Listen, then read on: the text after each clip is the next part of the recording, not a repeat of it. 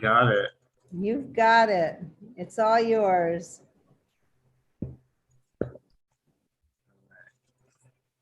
Just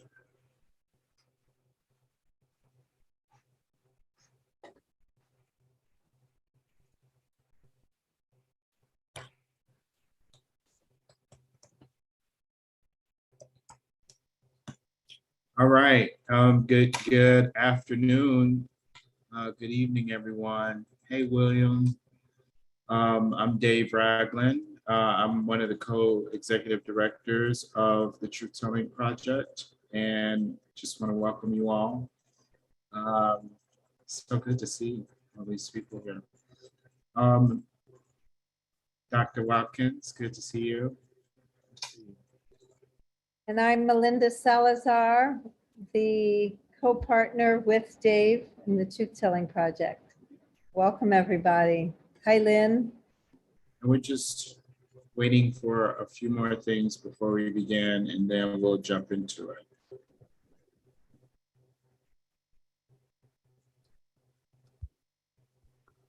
And here comes Asia.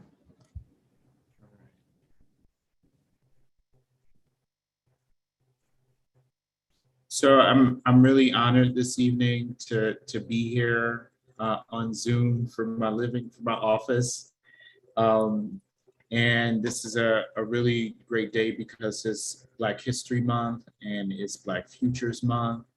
And I think that I would love to begin by naming our ancestors. And if you have a candle and maybe some incense if you want to smudge, and I would encourage folk to name some ancestors. And we believe that this is a moment, we can feel it, that our ancestors are speaking to us at this moment. Our plant ancestors, our non-human ancestors, are the ancestors that we think of who lived with us and talked with us before they transitioned. And we're at a really critical moment in time, in this political space, social space, and spiritual space.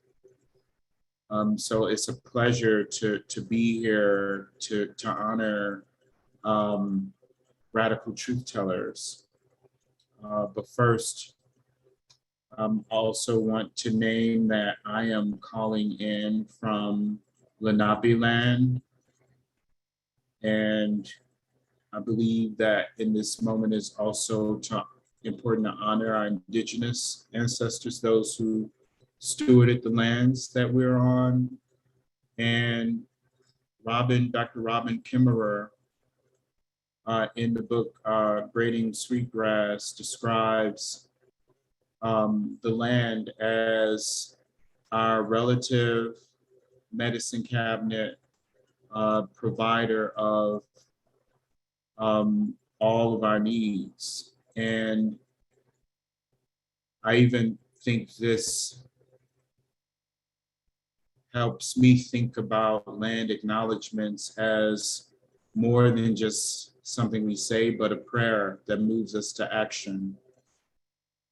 To think about decolonization as more than a metaphor for reform or incremental change, but in a moment where our planet is calling us to do more. And I want to name George Foreman and Harriet Tubman. And I would love for folks to unmute themselves and name some ancestors to give us intention for tonight.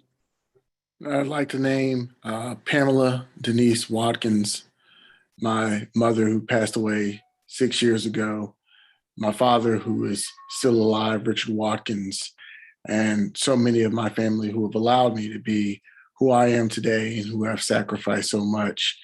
I stand on their shoulders. Sure. Hey.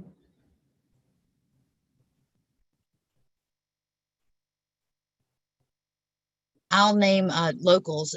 First of all, the Catawba Nation, whose land I'm sitting on, and Miss Anita Stroud, one of our Black elders that taught so many children how to read here in Charlotte. Okay.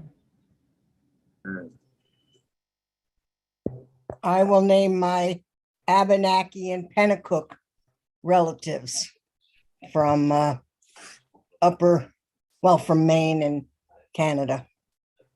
Oh, Ashe.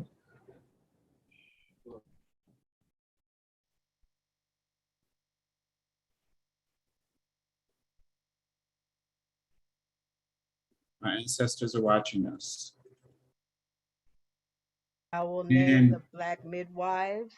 Ashe. I would like to name the Muisca, a pre-Columbian Chibcha speaking language group in the Bogota area of Colombia. Ashe.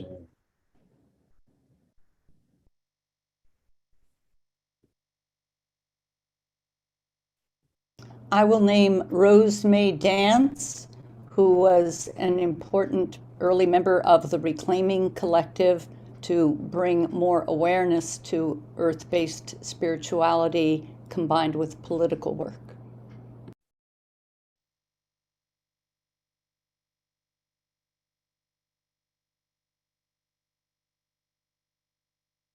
So really quickly, I would love to introduce all of our staff who's on the call, Dr. Melinda Salazar and Israel, if you can say something really quickly, and then we'll get to the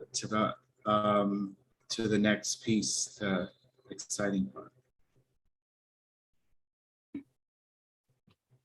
Hi, everyone. So good to see you all. My name is Israel Allison, Grassroots Reparations Campaign Manager. And thank you so much for being here and participating in this really important event. And thank you, Asia. Congratulations as well. And I'm so happy about the work that you're doing and can't wait to hear more.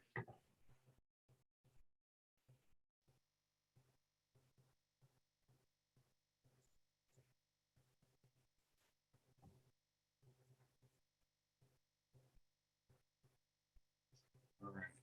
Well, let me start, and I don't know, Melinda, if you want to introduce yourself, but maybe you already did. Yeah, I'm good. Okay. All right. I can introduce myself. Hi, my name is Josh Scarborough. I'm the reparations organizer for the Chief Time Project. They want to also thank you all, everyone for coming, and I'm really excited to hear from you, Asia.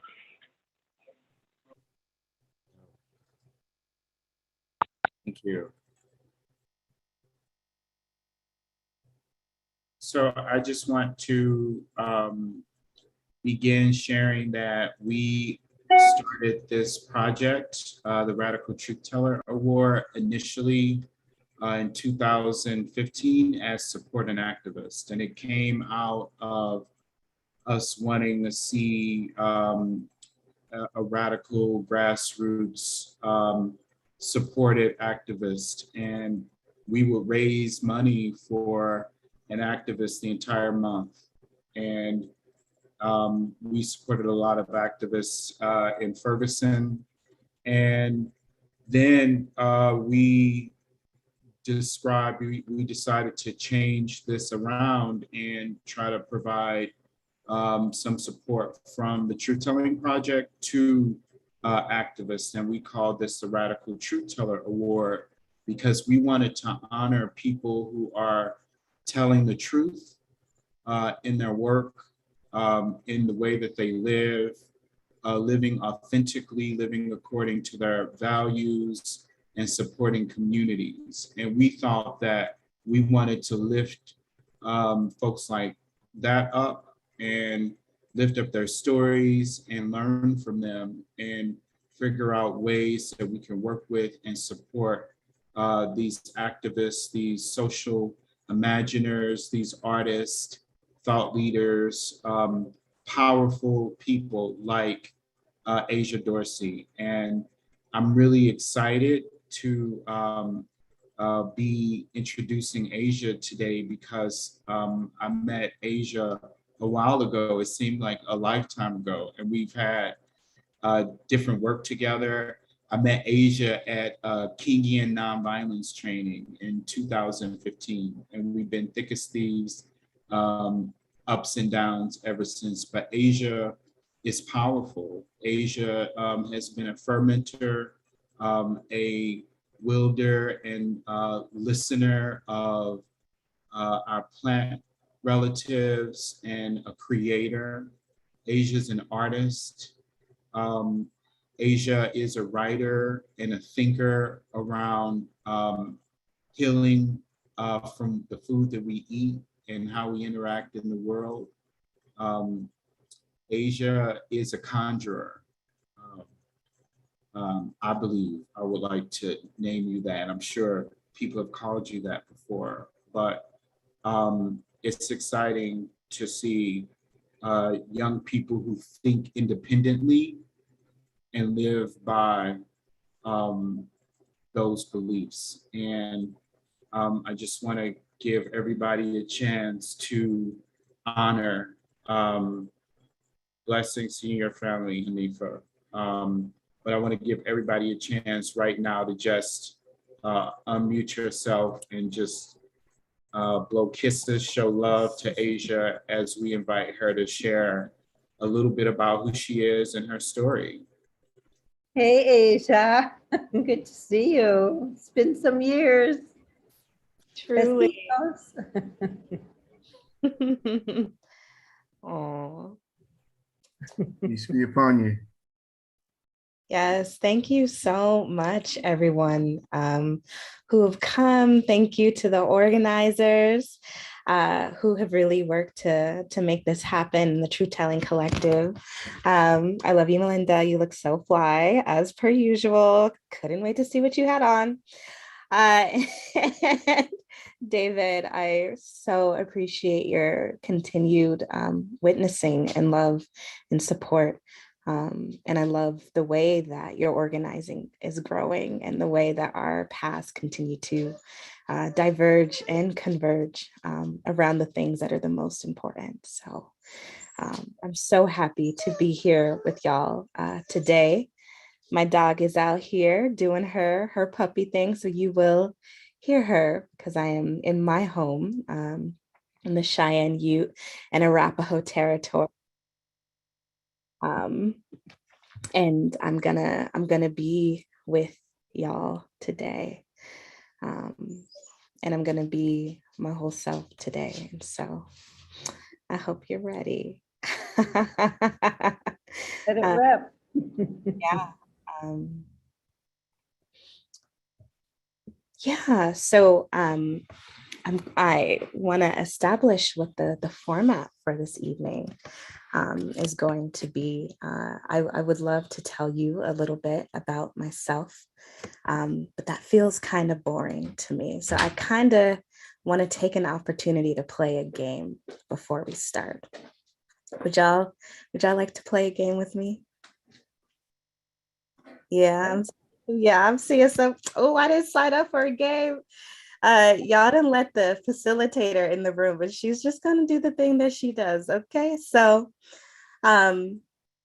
this game is called the Curiosity Game. And in the Curiosity Game, we not only build relational soil with each other, but we establish the kind of norms that we want to create in the spaces that we belong to.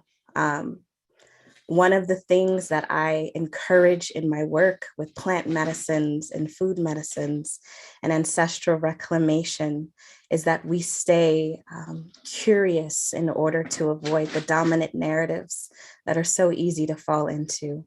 I see that my sweet wife, my sweet sis Karina, is on the call, and maybe you would be willing to do a demonstration of this curiosity game with me before we let other folks into it. How does that feel to you? Sounds good. Sounds good. Okay, so here's the rules for the container. In the curiosity game, you get to be with one person, and you get to sit with them, and you get to check in with yourself what it is that you're curious about that person. That person is going to receive your curiosities and not reciprocate. And so you're going to have the opportunity to notice and witness yourself and witness how you engage when you first move into creation. So the format for tonight, we're going to play a short little game. I'm going to share briefly with you. And then I want you to get real curious about this hour that you have with me and with the Truth Telling Collective. And I want you to get real curious about what you would like to know about our relationships to the earth, to mama, to they, to them, to the all, and how being in relationship to the earth shores up our relationship to the divine, but also shores up our relationship to moving any and all things forward, because it's from the earth that we emerge and it's to the earth that we return. Karina. Hello. I'm gonna pin your video, so I'm staring at you right now. My first curiosity about you is how has your family responded to your piercings and tattoos?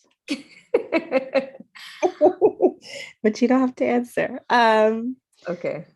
Karina, I'm curious about the first thing that you see when you wake up in the morning now that you're in Mexico. I'm curious about your relationship to stability as you are moving in the space. I'm curious about your braids. I wonder like how long you sat there getting your hair done. I'm curious about your thoughts. Like, how do you feel about reparations?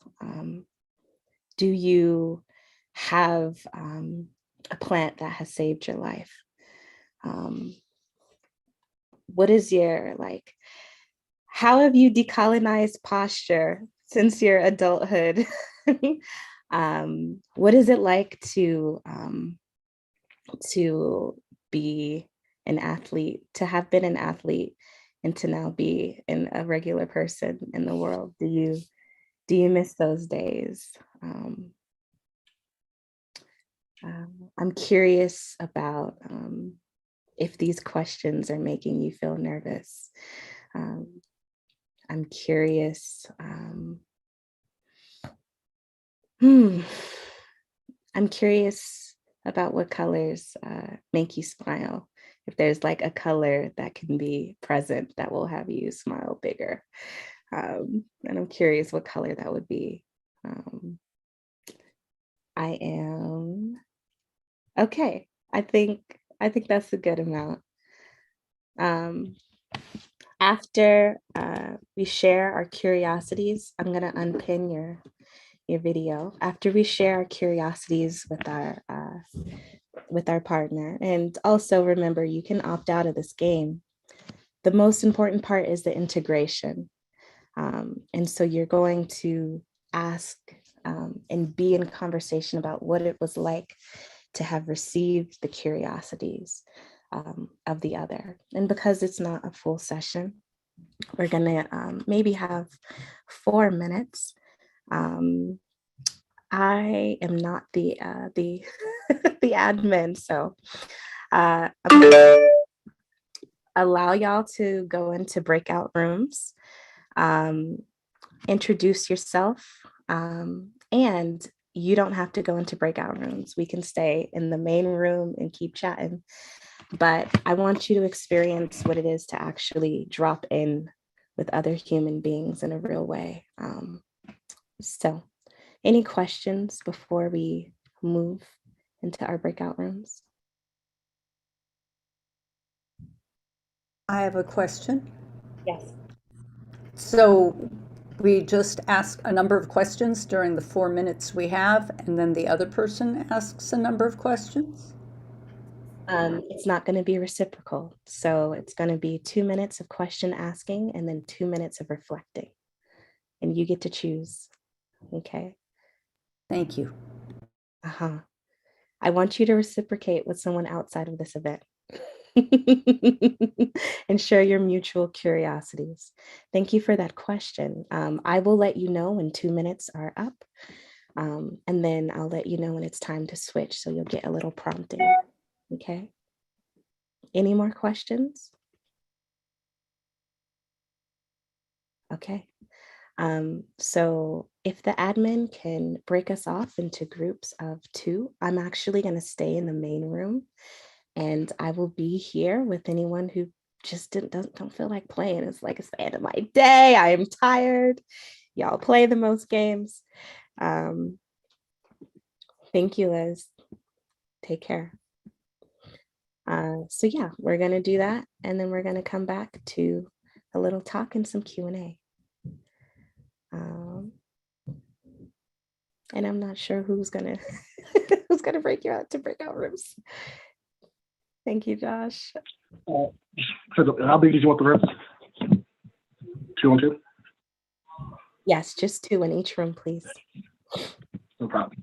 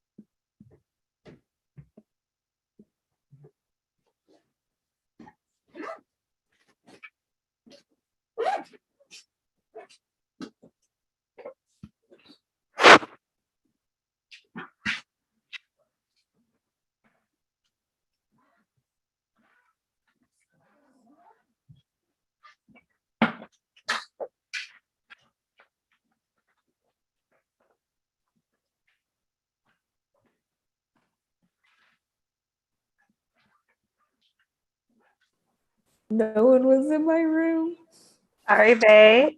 How did it feel to go to an empty room? It felt sad. Just kidding. It didn't feel sad. I don't know. I was like, maybe we just didn't have an even amount. So honestly, I was on Instagram waiting until someone showed up. So yeah, here we are. Here we are. Yeah, I'm excited about today. When David said I could do whatever I wanted, I said, bet. You said, oh, indeed, I will.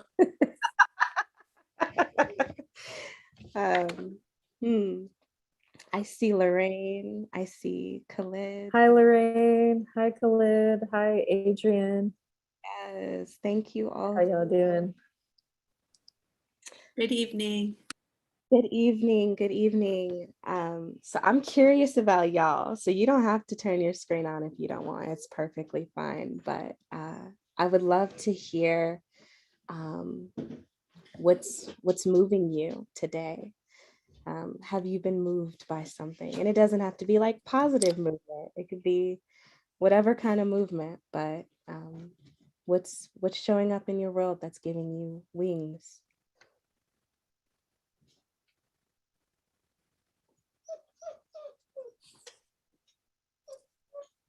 What was the very last word that you said? I didn't hear it. Sorry. What's showing up in your world that's giving you wings? What's moving you?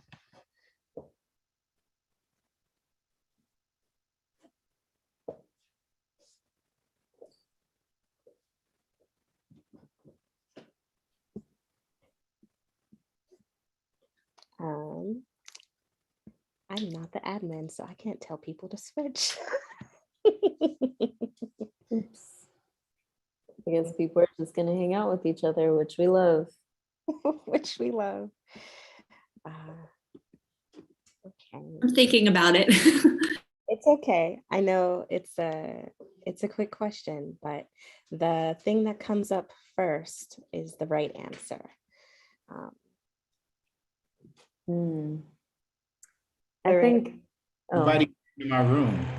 I know that's why I came back here, because no one was in my room. How do we end the breakout room sessions? Just, it should be something, a bar at the bottom that says in breakout sessions. Do you know how to Maybe make you it? can make me co-host and I can.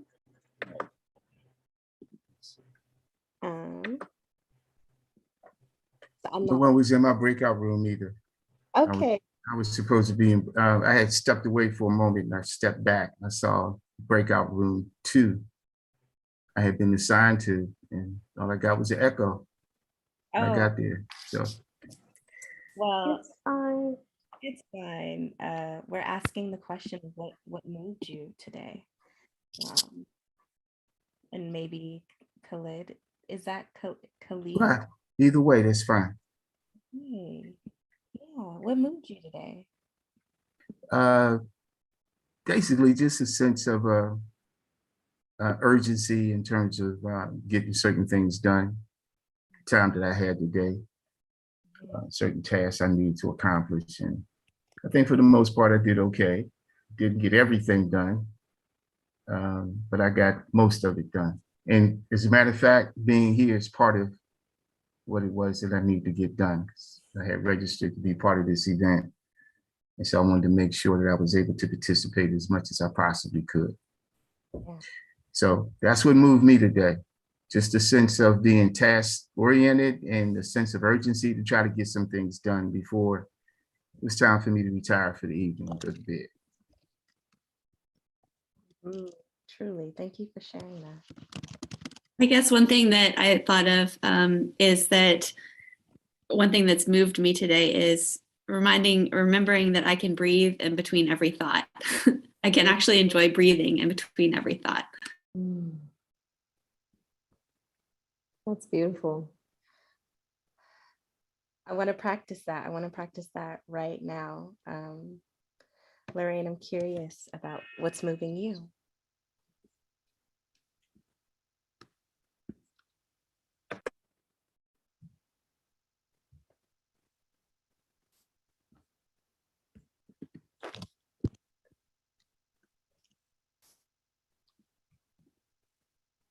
Lorraine said, nothing.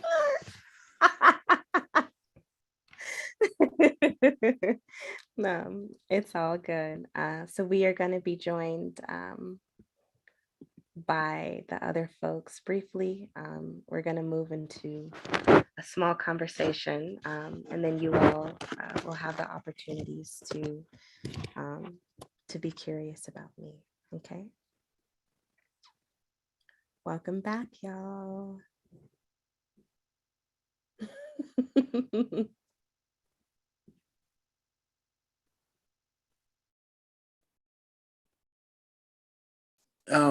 Asia, Hi, Jared. forgive me for stepping out of line. I just wanted to say that that was the most awkward experience that I ever had in my life. And on top of that, I'd like to admit to you right now in front of everybody that I cheated, and I answered my partner's question. And I just like to ask for your forgiveness because I've never done anything like this before. And I Yes. felt obliged to answer the questions. And I'm so sorry. I love it. Y'all, yes. Tell me more about how awkward it is to be actually real with people. Like, what was the most awkward thing about it? Let's stay with this. Like, what was that like? What was the thing that made it the most awkward? Like just listening and not answering. I don't think any questions were just like outlandish. I think the questions were understandable, but it felt strange being another human in a conversation, not being able to participate and engage with that other person. It felt wrong. And I had to tell my partner that I'm sorry, I'm going to cheat and I'm going to answer your questions. Yes. So it just felt wrong. And again, I hope I didn't mess up. I probably did. So I'm sorry. You did so well. I'm so proud of you for standing in your truth and doing what felt good to you, irrespective of the external rules imposed by somebody else. So who else cheated? Let's guess. We cheated. That's right. That's right. Yes, I'm so happy that you cheated. Listen, rules are meant to be broken, and also like this is the process of relationality. Okay. I wanted you. Does anybody else want to? Okay, thank you so much. We will see you soon. Does anybody else want to share something that occurred to them, that occurred for them, doing that activity?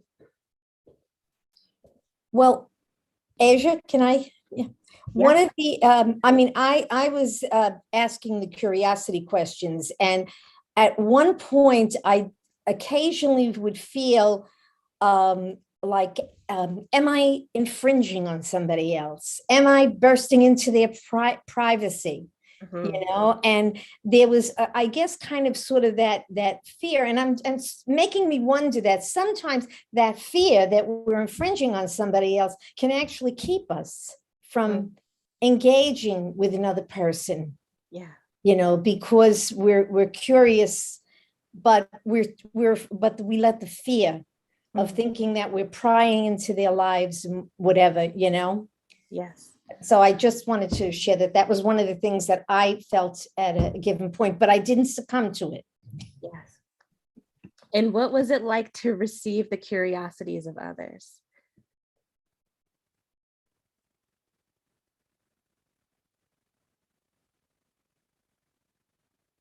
Did you learn anything about your questioner? Rabbi Lynn? Well, I'm not the rabbi person, but I can't claim that.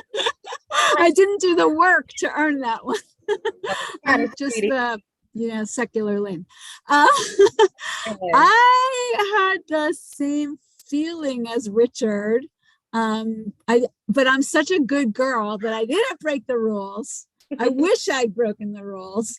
But it felt like I really wanted to answer, and I wanted to ask the same, same or different questions of Catherine. So it was hard, but I had to be totally present, and that felt really good. Yes. So welcome, y'all. My my knowledge of the body, and especially of heart rate variability, tells me that we have been able to create what's called coherence, and specifically a coherent group field by dropping into relationship with each other. What coherence does is that it improves the flow of the blood in our body. It helps us to bring clarity and focusness.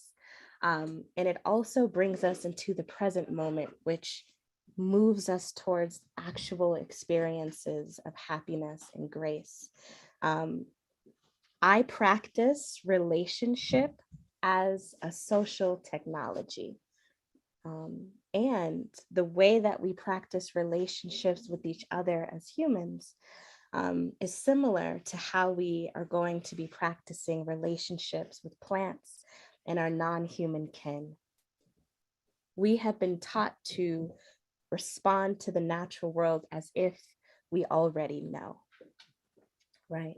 And what I really encourage folks to do in building earth-based relationships that can provoke the same amount of ease and the same amount of security, but also the same amount of tension and anxiety, is to become deeply curious to it. I have sat with a plant that I don't know the name of and just asked it questions, knowing that it's probably not going to respond to me. But just it receiving my curiosity, right? Just the receiving of it was able to build a relationship between me and that plant.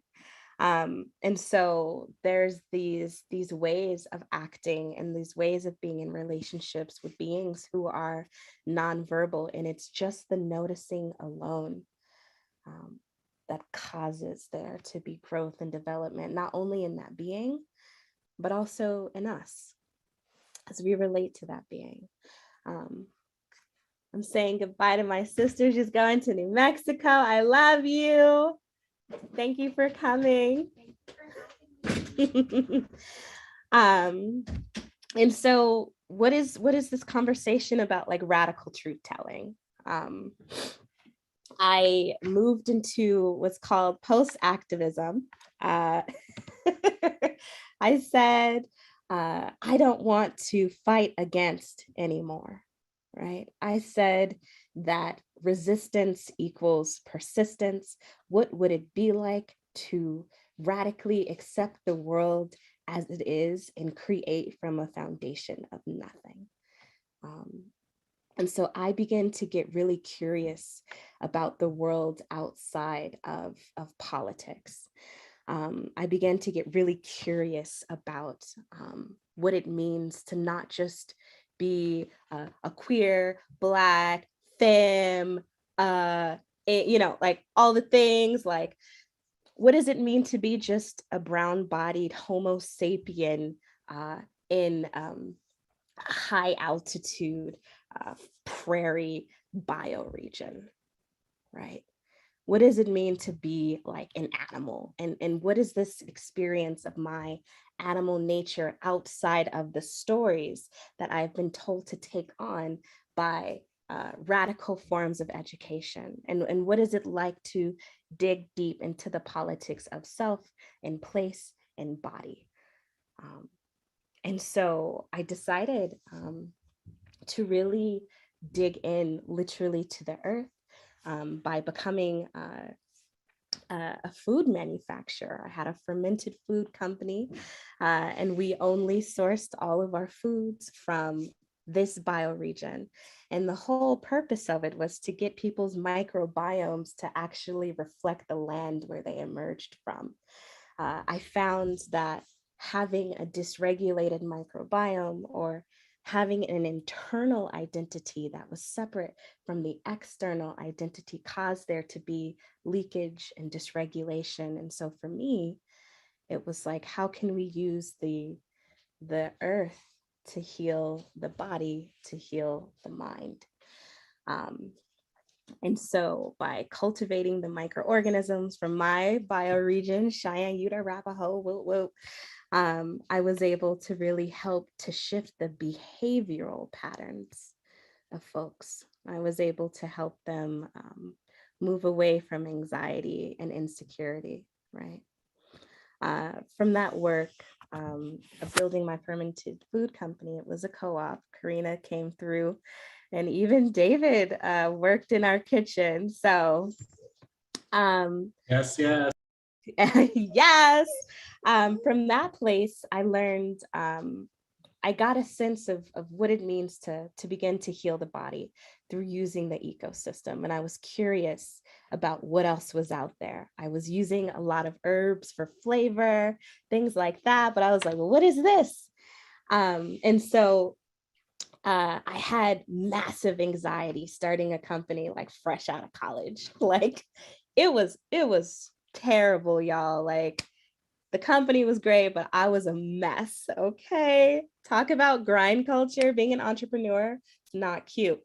But what I loved about like having that anxiety was that I was forced to become, to be in relationship with plant medicines in a brand new way. So I had a friend who was able to make a really beautiful tincture. Shout out to Sarah Chevelle. And 3 drops of this tincture, and my anxiety, which had me like crouched up in a ball, it went away, y'all. 3 drops.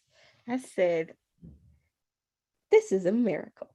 I said, how does this work? Like, it was free. It was basically the cost of vodka to make it. I said, what is this world? And so from there, I really immersed myself in herbalism and nutrition, and I've had the opportunity to travel to places like Australia and India and Ghana to study traditional food and traditional food culture from a global perspective, so that I could really see the pattern of what the ancestors have been up to, and where this kind of comes into what it means to tell the truth, right? What does it mean to be a radical truth teller? Where I get to tell the truth from is from the perspective of the earth itself. And so there's the truth that emerges and arises from our social systems and our social inculcation or whatever, right? But then there's the truth that emerges from the body of the earth. So we shout out indigenous people, we name our lands that we're on, but when we take that deeper to understanding that all indigenous people have been shaped by relationship to the earth, the path towards re-indigenization, which is what I prefer to decolonization, because you can't decolonize your bloodline. Like, I can't erase the white out. Like, grandpa is still up there, right? Like, just chilling. So I'm like, we can't actually decolonize. I can't stop speaking English. But what we can move towards is re-indigenization by following the lineage of the people in our bloodline, but also the lineages of the land. And so when we're talking about like speaking truth from the perspective of the earth, we put ourselves into deep relationship with the indigenous people, but also the truth that emerges is a queer truth, right? It's a multi-dimensional truth. One of the realities of activism and politics, period, is that politics are based off of dualistic thinking, right? You have to create Blackness in order to sustain the idea of whiteness. But the truth is, beyond sort of these categorizations, like, there's far more similarities than difference. And so when we engage in politics, it causes us to be related in a very binary way, which is perfect for what we're trying to achieve, right? Like, we specifically want unhoused people to have access to housing, right? And so we're going to participate in politics. But when we move down to the personal, when we move down to the relationships between two strange people sitting in a Zoom room that they didn't know they were going to be in, what we really touch upon is the unimaginability of what's there, the depth of possibility, all of the things that are unknown, and it causes us to get really curious. And so when I think about, like, what does it mean to truth tell from the perspective of the earth?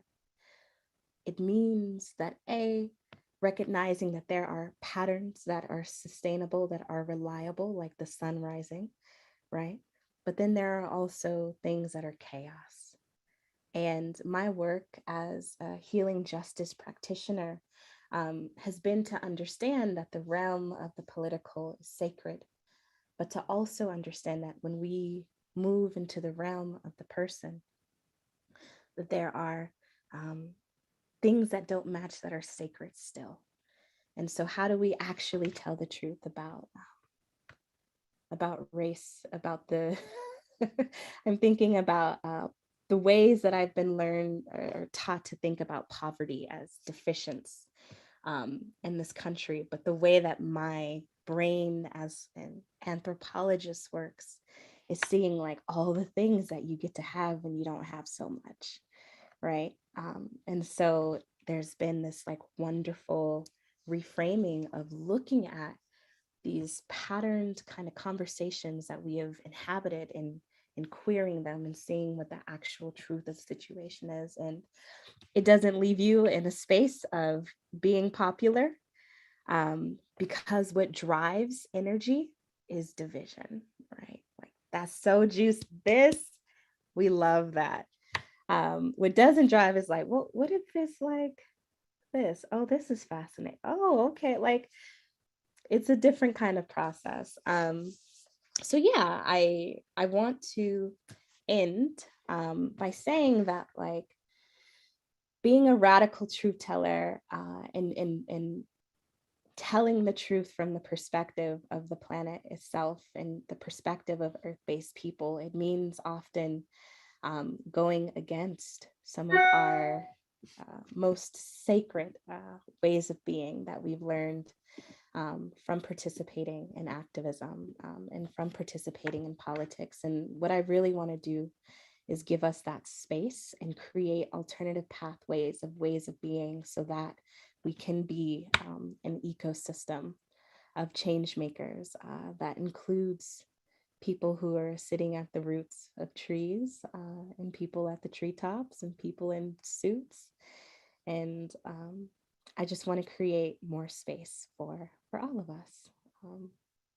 So yeah, that's what I'll share.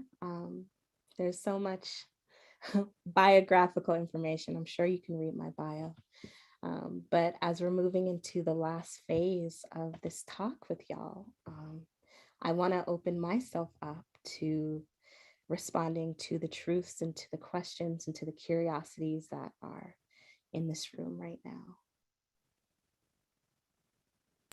Sure. Before you do that, while folks maybe take a breath and think about what you're going to ask, I would love for Asia, if you can share your Venmo and PayPal and any ways you would like people to support you. On this call, we encourage people to, in this moment, support our radical truth tellers. We fundraise for you for the rest of the month as well. And support Asia's work, support Asia. Asia is at the forefront of so much thinking around our connections to plants and connections to medicine and healing. And what I didn't say is that Asia has done so much in our own development here at Truth Telling Project, as serving as at one point as our Healing Justice Coordinator when we launched the reparations campaign, and being one of the first activists in residence, and just really doing amazing work. Support her in her trajectory and her work. We need healers as we transition, as we indigenize. So let's open it up. Yeah. Oh, thank you for that pause.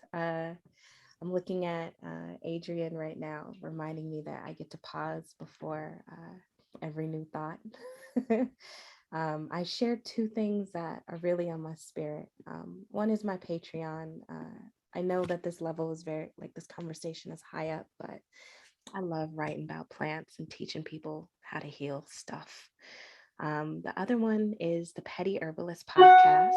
And this is where we go into the fabric of creating relationships through the vehicle of our relationships. So Karina is my co-creator. So those are two projects that really matter to me. And those are the ones that I posted the link to so that you can get your learn on and your laugh on in our community. And so, yeah, I am here for the questions, the preguntitas. What are you curious about? How can I be available to relationship with you right now?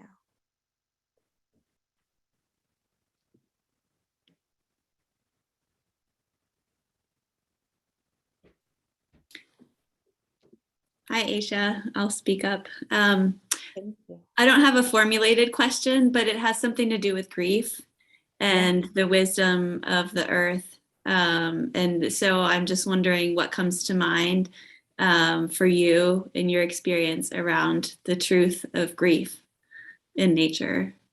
Yeah.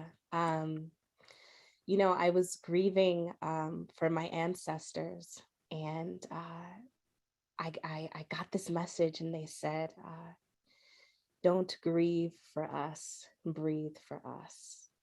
Don't cry for us, fly for us. Don't die for us. And I loved, I've been sitting with how profound that is coming from my lineage. That what they want from me is to not grieve, actually. They want me to breathe, actually. In our medicine ways, we learned that grief is held in the lungs. And so when I think about the impact of the global pandemic and its specific impact on our lungs, I have to ask ourselves what parts of our society is begging to be grieved for. I gotta ask what the medicine of virus that is particular to the respiratory system has us reflect on, and even more so, what the allies that support our lungs have to offer us in this time as well. So, you know, the wisdom of the earth in terms of breathing is 100% related to breathing. And when we don't let go, when we can't move through our grief, it gets lodged in our body. I wrote a wonderful essay, which is, I think, on my Patreon about Mullen and or about yellow dock and grief and how to move through grief using herbal allies. But the earth wants us to be grieving. Claro que sí. It's good and healthy for us to do that. So thank you for that question. Who else has a question? Asia, can I ask a question? So Richard Watkins, thank you for allowing me to be here and listen to you. It was a lot, and I am a politician, so please forgive me. And thinking that I can change the world through politics, forgive me. But I want to ask a question outside of being a politician. Yes. And true to me being a curious human. I have always been an intense fanboy of nature, animals, anything you can imagine. One of the things that I have taken away from nature and the universe is that it seems to me, and please attack what I say, and I just want to hear your honest response, that universal equity seems to play out through indifference. Yes. Yes. That's really all I have to say. I want to just hear your response. You said yes, but Yeah. I want to hear you kind of Okay. go off of that. I got that. And I want to name that I see I see humans as ecosystem.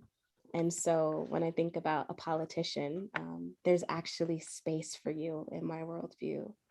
And your space is valuable and relevant always. So thank you for holding down that space, which I do not. Right. And it's like that. The truth about what it means to be here on this planet. TBH, right? To be honest, the way that I understand the grand curiosity of the earth is that they create a diversity of experiences, because that's what keeps it interesting. We move through these epochs in time, and it's very cyclical. We move from places of deep egalitarianism to places of hierarchical destruction, and then we move back. And so the earth and the people of the earth are also cycling through different changes. And right now, I'm thinking about my Mashika kin out here, thinking about the seventh sun and some of the indigenous prophecies of the planet. But what I'm really thinking about is like this is a time of conflict. This is a time of division. But what that creates is fire. And what that creates is something new and something that is waiting to be born from all of this fire. So I am in the Ute territories, and the way that prairie lands were treated by indigenous people, they practiced what was called cultural burns.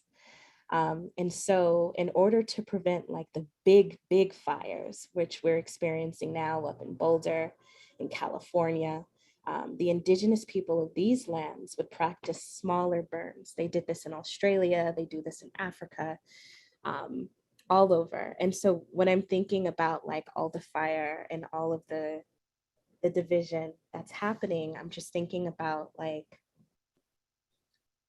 us moving back into processes of creating cultural burn. Like there has to be something that we're doing with all this energy that we're having. We have to be doing something with it. Right now we're doing that me and you are two different people and let's fight about it. Like, let me fight with you about being, I don't want to assume your gender identity, right? Like male-bodied, right?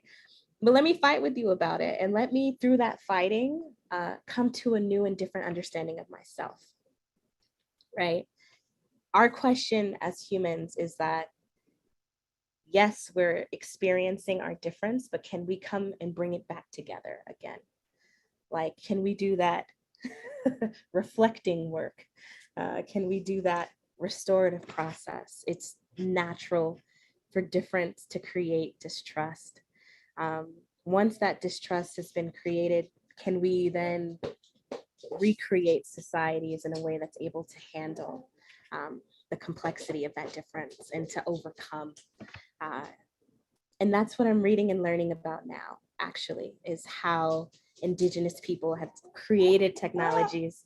I'm thinking about some of the Aboriginals where they just fist fight, but the rule of their fist fights is that whatever harm you cause to the other people, you have to cause it to yourself too. And so it acknowledges the true nature of wanting to be in conflict, but the culture is able to make sure that that conflict doesn't cause harm. That sounded convoluted, but I hope that there were pieces of it that sparked more curiosity. So you guys, more questions, okay? Yeah, what else is there? What else is there for you, for y'all after hearing that? And you could say, oh, I really disagree, and you get on my nerves. Like, that is there, and I love when that's there, because we could talk about it. I have a question. I want to go back to something that you said, because if I heard it correctly, then what you were just saying now reminded me of it. But you said something about that you decided at some point that you didn't want to be against anymore. Yeah. You didn't want to be against whatever anymore. But I thought I heard you say, and you were moving into a space where you're able to accept the world as it is. Yeah. Oh, okay. So I did hear you correctly. Then that's what what it brings to mind with what you've just said about this idea of the differences and how we accept differences. One of the things I know that I've been reflecting a lot on is can I reach a place where I can let you be you? Yeah. And that feels real different to me than you ought to be more like me. Oh, and it's really like a totally, different place to be. Yeah. And I just wanted to share that was what had come to my mind. The other thing I wanted to ask you, early on, you said you took three drops of something that reduced your anxiety. And I missed what it was that the 3 drops were. Could you share that with us? Karina, would you like to let them know about our ally? Listen, I already knew, even though you didn't even have to say it. It's motherwort tincture. What is it called? Motherwort tincture. Oh, Leonardus cardiaca. is the Okay. botanical name. Yeah. And I wanna name that like moving into non-duality, which is the kind of philosophies that I hold right now. Non-dual Shiva Tantra, to be specific. But moving into a place of non-duality is a deeply relational place, and we practice that with the people who were closest to us, right? I saw a video and there were two dancers, and I started comparing the two dancers in the video, and I said, wait, can I see difference without creating a value judgment on it? Can it just be that this one dances differently from this one and that neither is better or worse? And I was transformed on Instagram. I just sitting with like, oh, we can be different. Our issue is assigning right and wrong to that difference. And that's what I'm getting out of my dualist practice. But what it does is that I can bring that then, right, into the political realm, right?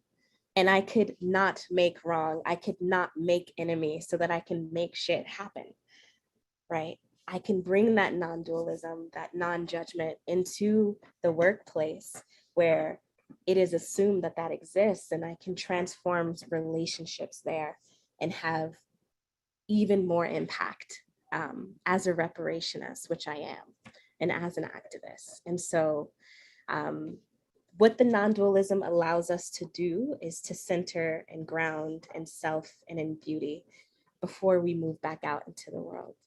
I saw a question come up from Wim. A trend that I return to during Black History Month is the continued denial of the need for reparations, which almost always starts with a question about who should and should not get them. How can we keep this discussion from causing harm and start to approach positive change? Did I capture that question, Wim? The truth is, you know, reparations, especially specifically reparations for Black people, represents a significant shift in our capacity as human beings to be with difference. My Black skin, right, is a part of a broader conversation of anti-Blackness that exists globally. And so this act of actually coming term with the Blackness, AKA the darkness, AKA the unknown, AKA fear, AKA all of these ideas that have been put into the Black body, right? To actually repair relationship with the Black body is to move into a whole new level of spiritual awakening. It's not a question about who should or who shouldn't get reparations. Here's what's really true. If you can come to terms with the least of us and you can create from that space, everyone benefits.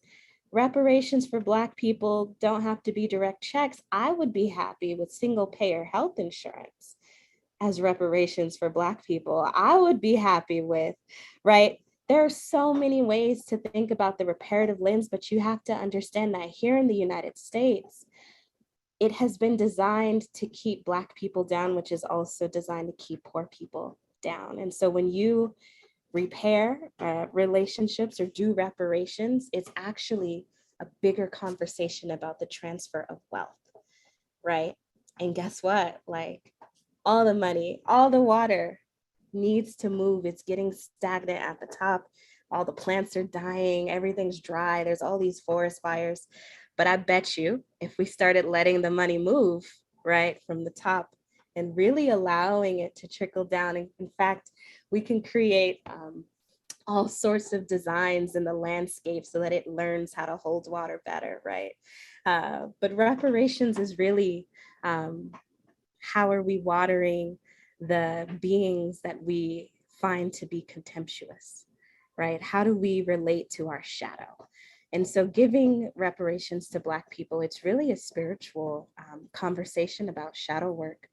And I love approaching it from the realm of spirit. That's something that I learned through being on the campaign with David and Melinda was that like, we don't need to talk about the technicalities, like we need to get our spirit right. And so that's kind of how I go about the reparations conversation, is that I move out of the left brain and move into like, do you want your ancestors to be proud of you? Or because right now your ancestors are talking to me about how sad and how they regret what they've done.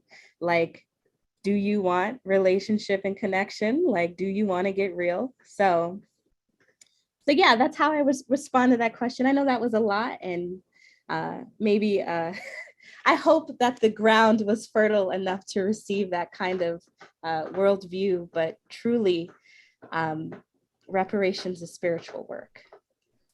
I just want to hear more questions, but also acknowledge that it's past 8, or if you're in the West Coast. I was trying to calculate it real quick. Mountain time. Please feel free to leave, but this is a beautiful conversation, and we'd love to hear if there are more questions and more conversation to be had. If people just want to stay, but don't feel pressure, want to honor folks' time.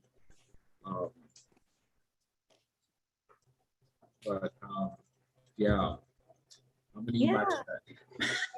I'm here for the talk, y'all. I told Karina before, I said I'm gonna show up as myself. It's gonna be fine. So I'm just being me right now.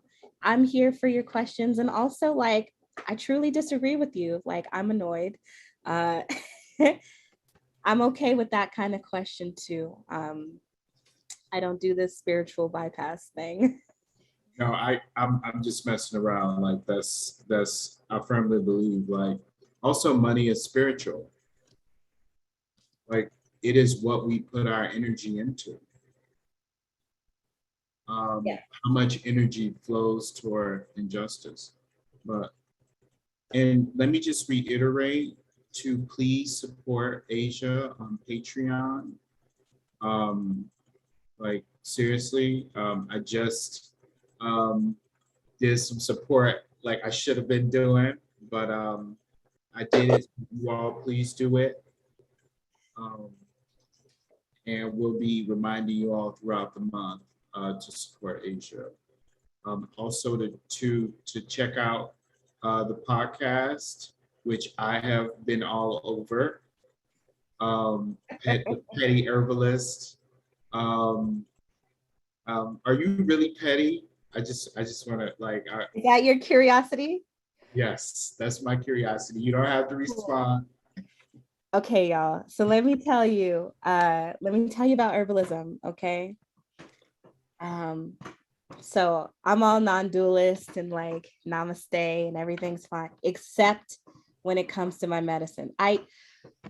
The way that I like feel right and wrong about things. So herbal medicine, our goal is to make herbal medicine people's medicine, right? And so we practice in a way that is simple, safe, and effective. And that's what my mentor, Susan Weed, has really instilled in me. And what that means, though, is that like it has to be safe because I don't want nobody to be harmed. It has to be simple so that we can transmit it and cause the movement to grow. And it has to be effective so that you can rely on it again and again. And so the way that like I practice herbal medicine is like my life depends on it, because I have saved my own life many, many times. And so we are really interested in giving people back access to the earth. And so we only use weeds, right? We use the like things that people don't care about because we're not going to deplete it, and it's local and you can always find dandelion, right? We're not fancy, we're not any of that stuff. So yeah, I am petty. I'm real petty. I'm gonna tell you like how to do it right, and you're gonna have your life. The other part of activism is that like I really got sick and I burnt out and I destroyed the foundation of my health. And I couldn't believe what my life could have been like if I had access to simple herbs, and if other activists, if other people in the movement weren't struggling with mental health, weren't struggling with aches and pains, and gosh, the stuff that we can do if our bodies were well. I think wellness is one of the most radical things that we can have, because it's tied directly to capitalism. It's tied directly to ancestral knowledge being erased. It's tied directly to the decimation of animal welfare. It's tied directly to the decimation of the earth. Our wellness is a conversation about the earth's wellness, right?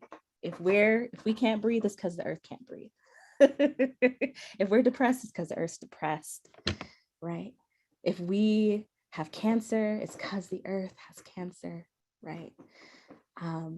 And so, yeah, the radical nature of like causing wellness in the world.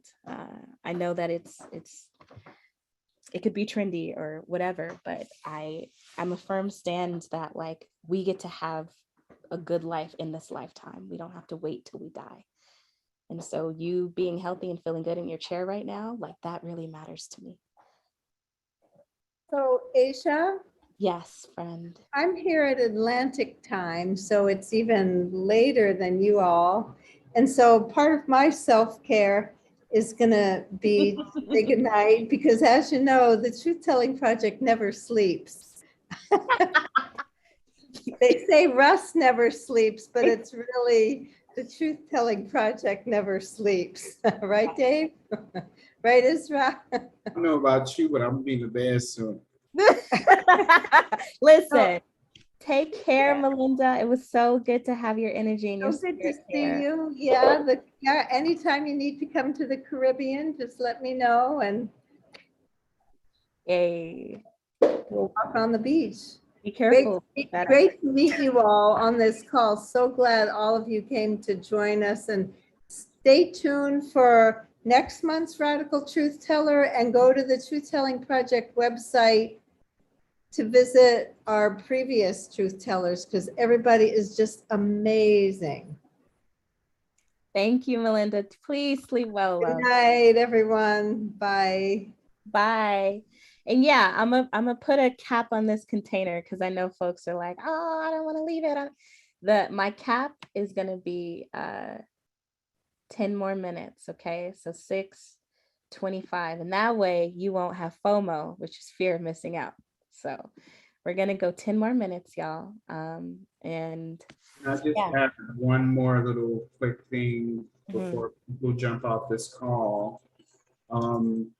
Just that we have a petition around reparations. We're trying to change the name of Calhoun Square in Savannah, Georgia, to Susie King Taylor. Calhoun was one of the infamous slaver and 7th vice president.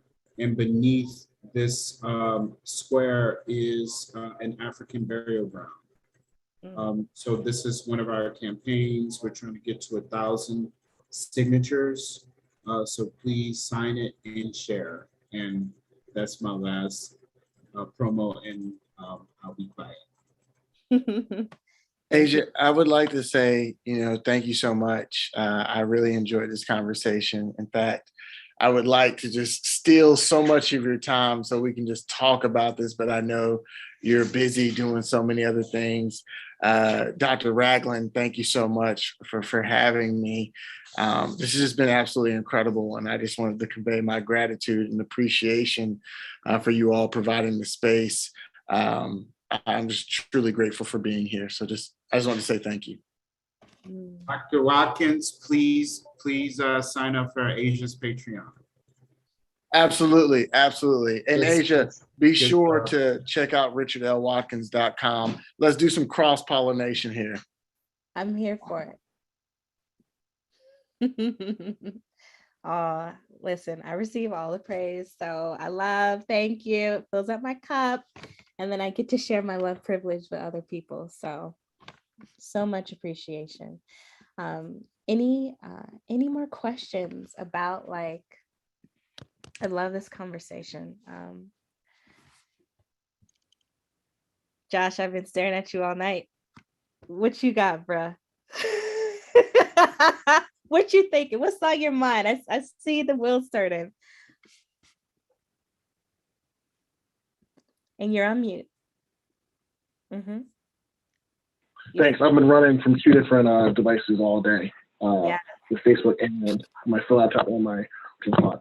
So I guess my question I usually ask every radical truth teller is kind of, if they have like one play in a playbook, right? One thing that one tactic or one approach that you think is something that will be useful for us going forward as a movement. What is the thing that you think people need to adopt to keep it cognizant of? Even if you have an example of like an organization that you think that you really appreciate or support that you think is doing the right thing. What is it? What is that organization? What do you think they're doing well? And where like what are they doing? How do you think you can model that? Yeah. So I really like my organization, Regenerate Change. And what I feel like is the juice is relationship. I find that like the exhaustion that people have with being fake is so palatable, right? It's just like, so for me, the work is creating the workplace as a site of liberation in and of itself. And so how do we be relationship first, but also how do we stop performing relationship and get real with each other? At the end of the day, there are going to be wins and losses. We are going to be consistently engaged in struggle because there's a part of the world that's designed that way. There's not a get there, right? So for me, it's how do we choose? Hi, Jasper. We're going to go for a walk soon. Okay. Thank you. And so the question for me is, what is the path to getting there and how good can we make it feel? I remember being on a plantation in Louisiana with the Jubilee Justice Collective with Dave. And what was most striking to the folks there who were prepared to make relationship or to make reparations was that the core desire was to be emerged back into community again, was to not feel separate and separated again. And so for me, like approaching reparations from a space of relationship and moving there first, that I've seen the most success come from that. When you tap into people's peopleness versus their guilt, the kind of things that are available to you is just unimaginable. You have to actually be ready to love your enemy in order to get the things that you want from them. And feminist theorists, some of my favorite, the author of The Velvet Glove, it's one of my favorite books, really talked about love as the conduit of coercion and change. And I thought that was radical. But she really did weaponize the use of love. And I said, how long have women been doing this? Like, what are the technologies that we could learn from our ancestors that will help us to negotiate with power in a way that works? And interestingly enough, I think love has been underemphasized. And I'm really grateful that I got to train in Kingian nonviolence, which emphasizes love. Happy Black History Month, y'all. Thank you. Thank you. That was a great answer. Yeah. I really appreciate that. Thank and you. I definitely feel, of course, that point about this, especially in this, era of being a lot on Zoom, that there's that extra weight that comes from having to deal with like a mask or a face that you have to put on. So I'm glad you really tapped into that because I definitely feel that. Oh, thank you for your sharing. So we have 5 more minutes and I'm curious about Karen. I see you, Karen. How you doing, sweetheart? What's on your spirit tonight? How are you being moved by this conversation? I find it very like a balm that I can get very caught up in all of the national political shenanigans and the fear around all of that. And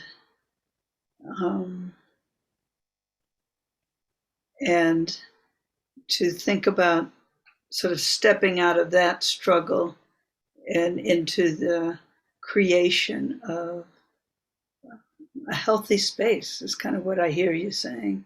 You know, I find it very enticing and thought-provoking. And I think you're an amazing young woman. I don't know how you got to where you are, so young, but you know, even at the beginning when we had all those squares on, I kept being drawn to your face. You know, there's an energy that comes from you, a light that's beautiful. So thank you. Thank you for pouring into me. Thank you for that share. And I know it's a vulnerable place. And I know that that rest and building healthy things is enticing. And I know that the work of social change is so hard. And I don't want us to get like only in the rest, right? Like, I just want to let you all know that there is like your work and your toil and your struggle is so sacred. It's not bad or wrong. I also want you to have something soft to land on, you know, at the end of the night. So yeah, I'm gonna wrap up.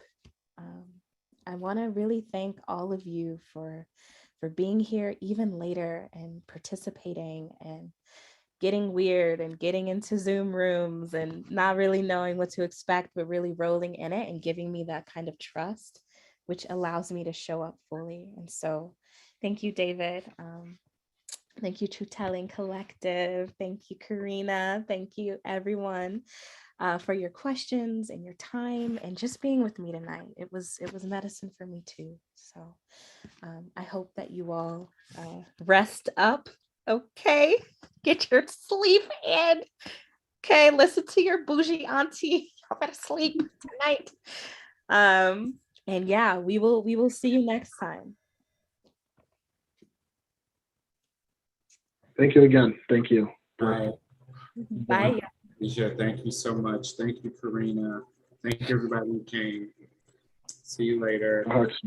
Next month. Bye. Don't forget to donate and support.